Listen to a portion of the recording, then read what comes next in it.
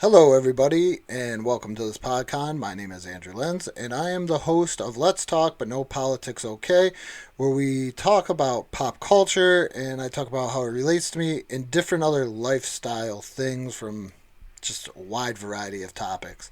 It's a really great show, and you should listen to it. We're BICP Radio Network, uh, Apple iTunes, and Spotify. So, check it out if you like what you hear today.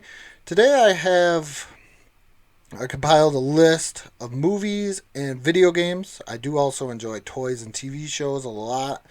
I would have to say those are my four major things, but today I just did movies and video games. And it's everything from 1985 to 1995, and just kind of how what I really enjoyed about them as a kid and still enjoy about them real quick. So I hope you enjoy this, and let's get started.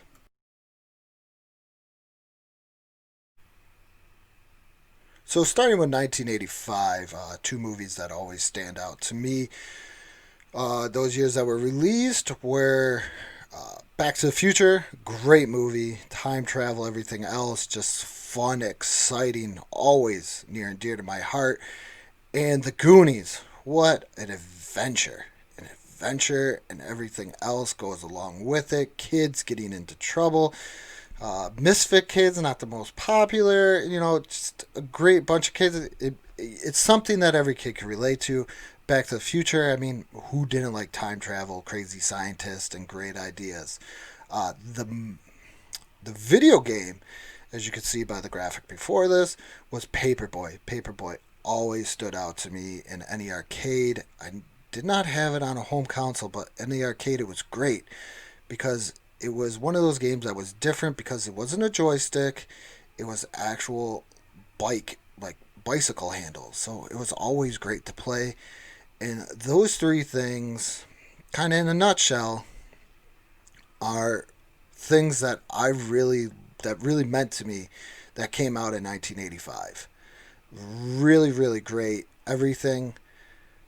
Can't say enough about Back to the Future or The Goonies. Just great adventures, great characters, and everything else. Who doesn't love Marty McFly? He was just an average guy, and the Goonies were just average kids. Plus, two, I'm a little brother, and I hated Bran. He was very, very mean to him. Not nice at all. But that's 1985, Back to the Future, The Goonies, and Paperboy.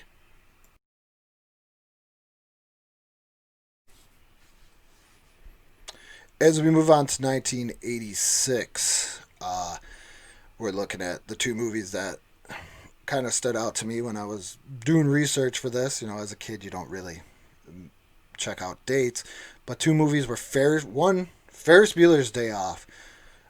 Great because as a kid, I thought that's what every day in high school is gonna be like. You just hang out. He was a little bit different than the other ones. He was more of a popular guy, as the secretary said. He was a cool, righteous dude, and it was just a great story. Friends going out.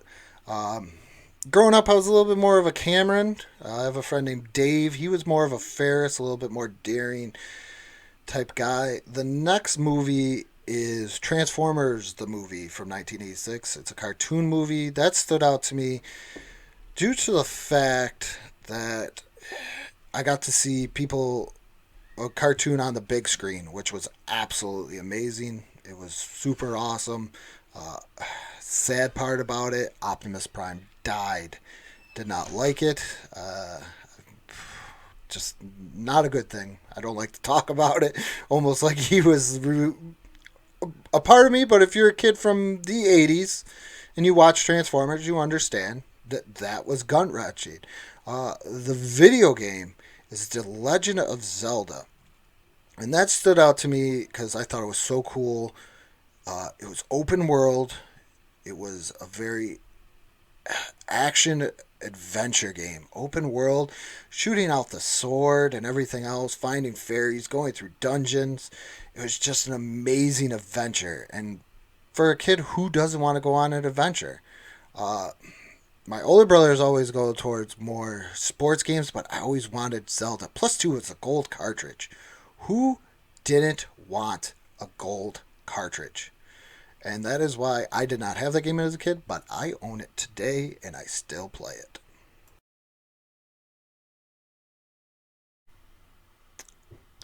Next, we're going to move on to 1987.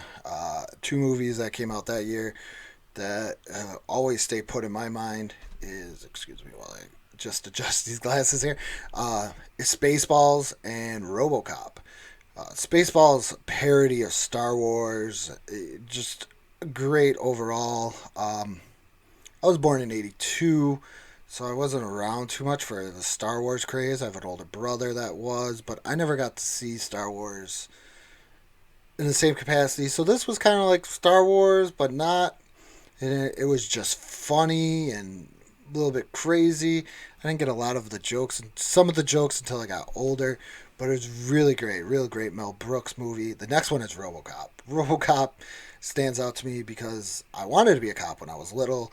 Um, that did not come to happen, but uh, when Alex Murphy gets murdered, I could say that, just shot to crap in that movie. That's gonna stand out in a little boy's mind. Um, but how cool RoboCop was, the way he walked and the robotics and the gun coming out of the side, and it was like an automatic pistol. It was just crazy, crazy awesome. Uh, I have two games this time. One is Mike Tyson's Punch Out, which, come on, it's Mike Tyson, it's Punch Out, fun game, not just an average boxing game, a little bit of a puzzle, made you think. You had to react to clues throughout the game to defeat each character. So overall, just a great game. The other one is a very lesser known game in 3D World Runner. I chose this because this is the first game that I got as a kid for the Nintendo, other than the pack in Super Mario Brothers and Duck Hunt. So that still always stands out to me in my mind because it was like my first actual Nintendo game that didn't come with the Nintendo. So I mean, it was definitely awesome. So those are two, and it was a very simple game. If I want to get into it, it's almost like pre Temple Run. You're just running. You could get rockets and stuff like that. But that's what stood out in my mind in 1987.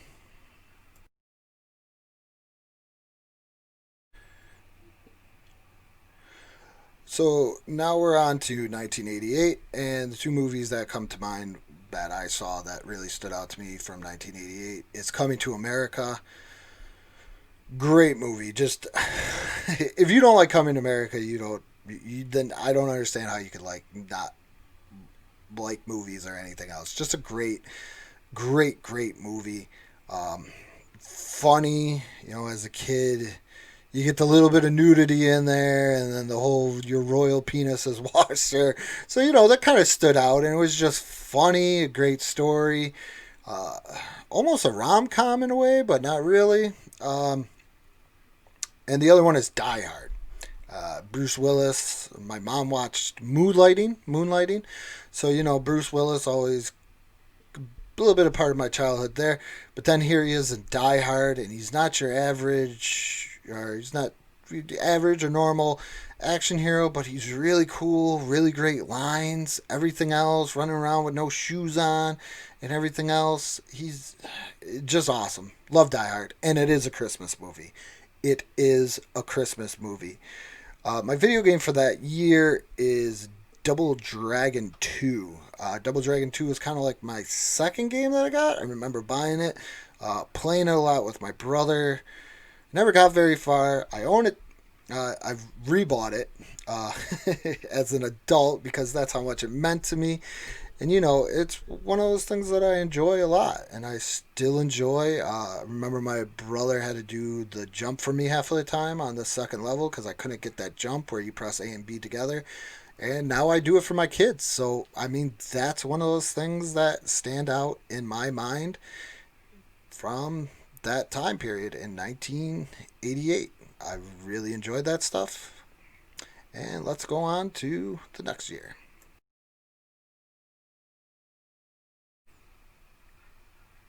So we're on to 1989 now, and the two movies that stand out to me are first is the Batman the movie. Great movie. It just overall great movie. What little kid didn't want to see Batman on the big screen? I got to see it in the theaters. I remember my dad taking me. I had the toys, get the Batcave. Everything with that movie was just awesome. Batman was awesome. Michael Keaton's my Batman. Okay, he's my Batman. A lot of people may not say he's the best, but in my mind, Michael Keaton will always be Batman. Another great movie from that time that always stood out to me is Bill and Ted's Excellent Adventure, Going Through Time.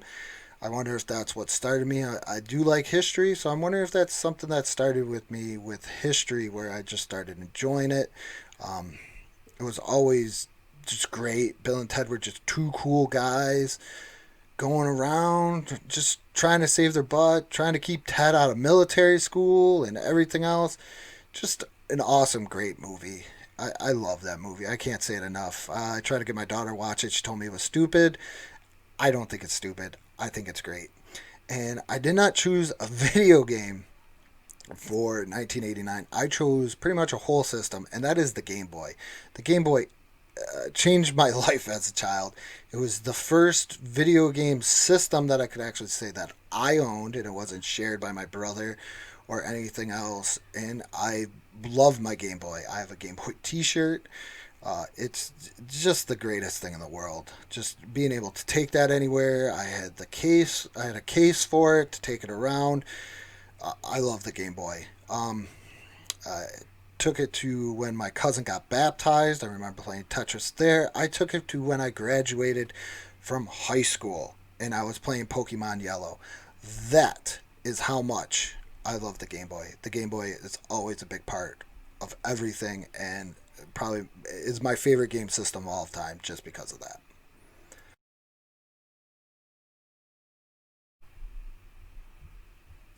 So we're all done with the 80s, and now we're on 1990. Really great. Two movies that stand out in my mind throughout that time, and then the video game. First movie is Home Alone. Home Alone, amazing. Kevin McAllister just running around, foiling criminals, doing all that stuff. Every kid wanted to do that after that. You know, just set up a trap, catch criminals, do all that stuff. It was just an amazing story. Uh, it's awesome. It's probably, other than Die Hard, the only Christmas movie that I could actually say that I'll watch all year round, because it's just, it's great. It's great. It's great. It's great. It's great. It's great. I can't say enough. The next one is the Teenage Mutant Ninja Turtles movie. I love TMNT.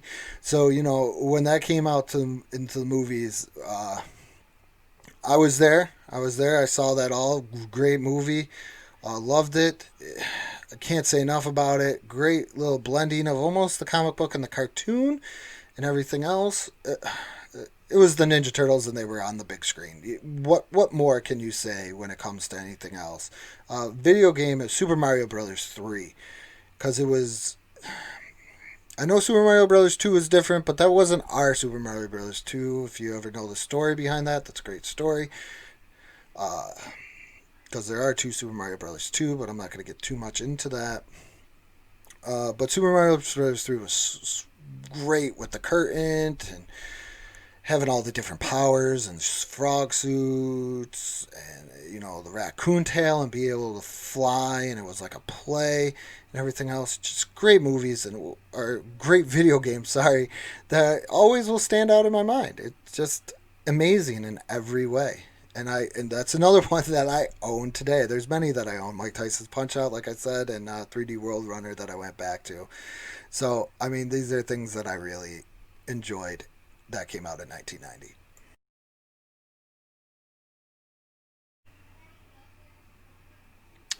So now we're into 1991, and two movies that stand out in my mind that came out in 1991 is Hook, Peter Pan adaptation, I would say. Just great. Robin Williams, perfect choice, I think, for that role and everything else. And, you know, goes back to Neverland, and Peter's old and fat, and they got to get him into shape.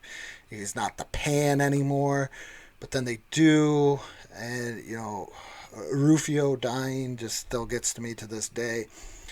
But I mean, that was just such a great, awesome movie, because Peter Pan is the ultimate. kind of ultimate little boy. So it was awesome. The next one is Don't Tell Mom the Babysitter's Dead.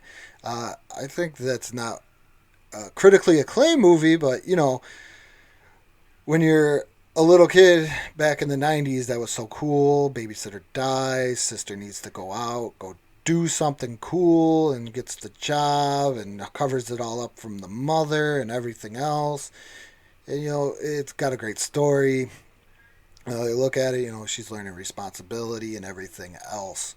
So, I mean, just, I'm doing quick nutshell stuff. But the video game is Tecmo Super Bowl. I play it for the 2 Point Conversation every once in a while on live streams. And that game was amazing because that was the first football game where it actually had all the real players, all the teams, and players could get hurt and you could substitute and it kept stats and just awesome. And you could look at things and it was just an amazing video game. Had a whole schedule and everything else. I can't. It's the greatest football game ever. I don't care what Madden comes out or what Madden can do. Tecmo Super Bowl is the greatest football video game of all time in my mind. So there they are. Hook. Don't Tell Mom's Babysitter's Dead and Tecmo Super Bowl. And let's keep this going.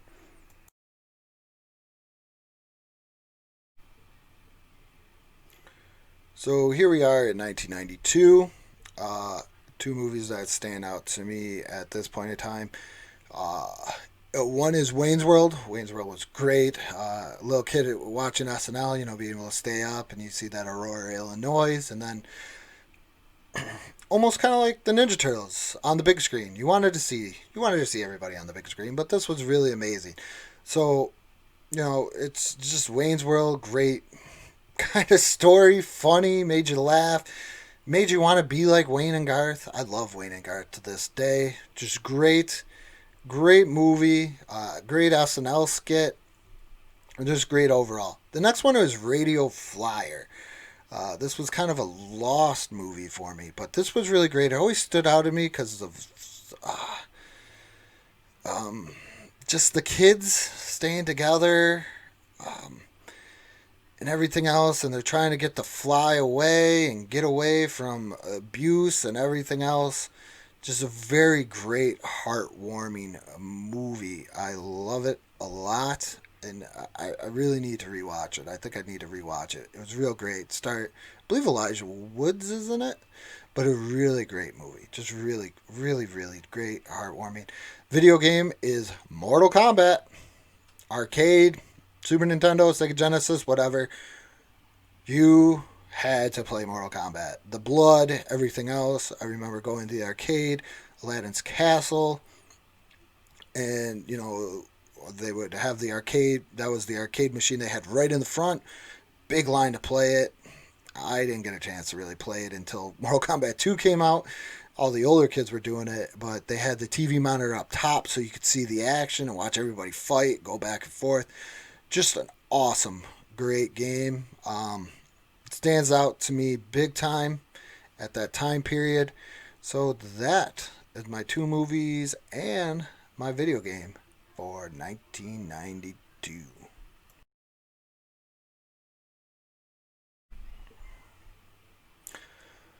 So 1993. Let's uh, if I it just seems like a lot of movies, a lot of great stuff happened then. I was told that by one of the other co-hosts of Retro Pop, Matt Johnson, and I kind of didn't believe him until I started doing research for this. And 1993 is great, but I did come up with two movies, and I did come up with a video game. First movie is Jurassic Park, dinosaurs. I remember my grandmother giving us money, dropping us off at the movie theater, and going to see Jurassic Park, and it was mind-blowing. Special effects, the story, the raptor. I never saw a raptor. I never even heard of a raptor in my life until that point in time, and they were just so cool. Tyrannosaurus Rex coming to life and everything else. It was just, it's amazing. It's very visual, impactful for a kid. Great storytelling for an adult. And it combines the best of both things. My next movie is, I would have to say, my all-time favorite sports movie. If not, it's definitely top three. Not top five, top three. It's The Sandlot. Uh, I don't think I've ever heard anybody say they don't like The Sandlot. This movie can relate to the smallest of child to the oldest of adult throughout the whole entire time. Another great storytelling, great friends. Makes you bring back memories because I used to go out and play baseball with my friends or go play sports or run the neighborhood and stuff like that when summertime came. And it was really, really great. So The Sandlot has always got another piece of my heart. The video game is Star Fox. Star Fox was another visually impactful with with like the polygon graphic and almost 3D, and you're just flying through, blasting things. It's a game that I own today. I made sure I rebought it because that's how great it was. I did not own it as a kid, but I bought it as an adult. That's how much it meant to me. And if you check out the channel, I've played it a couple of times. I've gotten pretty far, but I'm working on it. But other than that, Star Fox, just great graphics, great story, just mind blowing for the time. And that's 1993.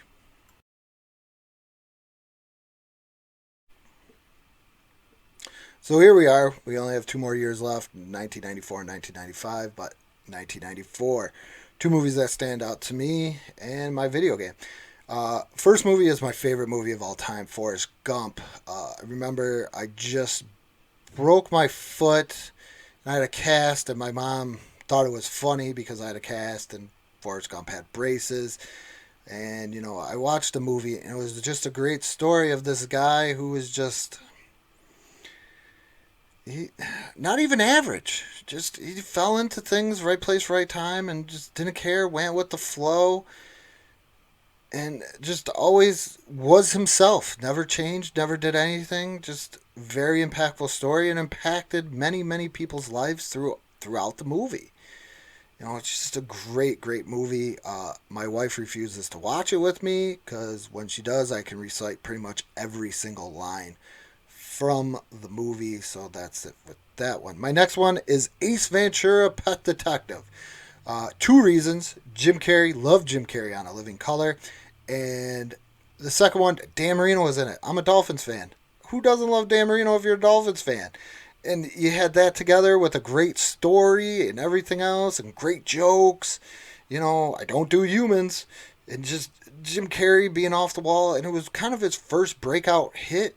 So, I mean, that stands out to me big time. My video game for 1994 is He's on Fire, NBA Jam. Just that great 2-on-2 basketball game. I remember playing in the arcade, and Shaq came out, and you got to be Shaq, and you could dunk and do all this stuff. He wasn't in the video games, which were a little weird. He was only in the arcade game, but everything else, I mean, that was awesome.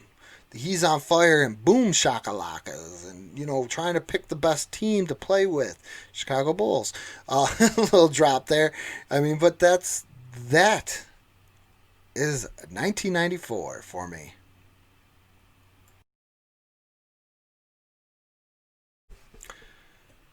Here we are on the last and final year of 1995. A little bit older now, a little bit older, almost about 13. Um, but here's movies that are always stuck in my heart from this time with the video game. First movie is Toy Story. Toy Story is my favorite Pixar movie of all time. It is the best. It's toys. I love toys, like I kind of mentioned in the beginning. I did not put them on this list. I'm planning on doing show on this one and everything else to elaborate more. But it's just great. It's a great, great story about a little boy. Because I remember getting a new toy. You get a new toy, and then the other toys kind of go off to the side, and it kind of made you feel like all toys need to be played with because you don't want them to feel left out. So I mean, very impactful. Tom Hanks, another Tom Hanks movie. Tom Hanks is my favorite actor, and that was awesome. My next one is Tommy Boy. A little bit different there. Tommy Boy always stood out to me because I was always a bigger guy, and my friend Dave was a little short-haired blonde guy, and we kind of looked like Chris Farley and David Spade together. He just it was awesome. Chris Farley was great. I loved SNL, as I mentioned before, with the Wayne's World. So you get to see Chris Farley act and do all the other things. You know, fat guy in a little coat, or does this tie make me look fat? No, your face does. Just great things. Dan Aykroyd's in it. Who doesn't love Dan Aykroyd? Brian Dennehy, and shockingly, being a kid from the '80s, the first time I kind of saw Bo Derek. So it was very good. Rob Lowe. It's just a great movie, great underdog story. This guy fights back and everything else. My video game from this time period is Chrono Trigger. I'm not a big RPG guy, but Chrono Trigger is amazing to me. I still remember when my friend Mike, he had it. He started playing it, and I was watching him play with the visual effects and everything else, and the story, and you get to change the characters' names and everything else was just very impactful to me. And to this day, I don't own the Super Nintendo cartridge. That's a little on the expensive side. But what I do own is the PlayStation 1 Remastered, which is very cool because it has some good cutscenes in it. But Chrono Trigger, awesome story, and the variety of different endings you could have. That blew my mind. How could a video game have different endings? It's kind of norm now, but back then that wasn't the norm. But that is 1995 for me, and this is the end of my time here with the PodCon. And I just want to tell you right now that if you enjoyed what you listened to, I hope to elaborate more on this in a show. But I'm Andrew Lenz for Let's Talk, but no politics. Okay, you can catch me new episodes every Sunday on the BICP Radio Network, Spotify, and iTunes. And I just want to say thank you all for watching this PodCon, and have a safe and wonderful day.